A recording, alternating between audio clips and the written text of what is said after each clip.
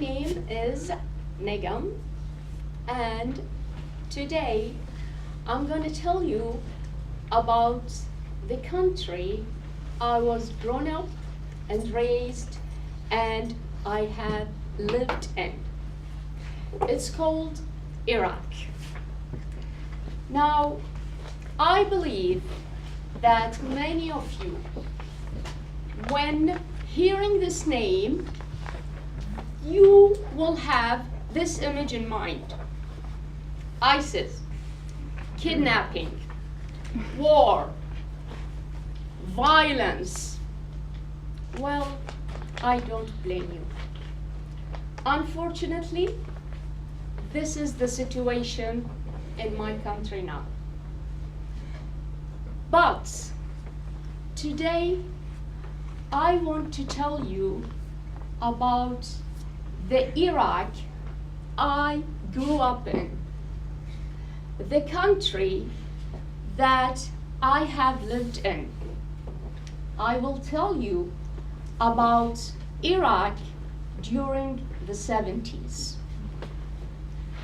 Now, to start, let me just give you some idea. Home of the oldest civilization of the world,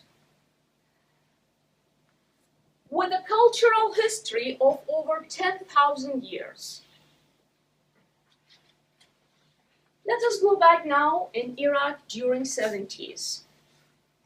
When I used to go to school there, I did not have to wear hijab.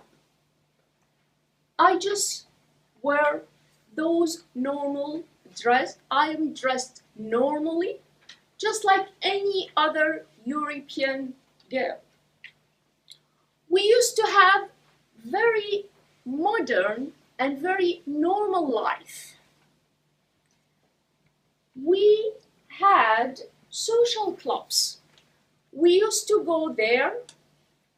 I used to swim, play tennis, play table tennis. Actually, I have learned all those activities in Iraq. Not only that, we have lived with all types of people, Christian, Kurds, many other people. Happily, we never thought that we are different. I can still remember the parties that we have attended during Christmas time. Believe it or not, every year we used to celebrate Christmas, and I can still remember Santa Claus and the social club we used to attend will come all the way on his carriage, ringing his bell, and we were children, all of us, we were waiting for him, and he used to just give us the presents and the gifts, and we never thought that we should not celebrate Christmas. Actually, we used to celebrate all the feasts, Muslim feasts and Christian feasts. All of us celebrate everything. My country started sending people to US and to UK and US to get higher degrees since the 30s. And we used to have very high number of highly educated people. We have many people with PhD and master's degree, and they were all living in that country, and we were one of the very civilized Arab countries.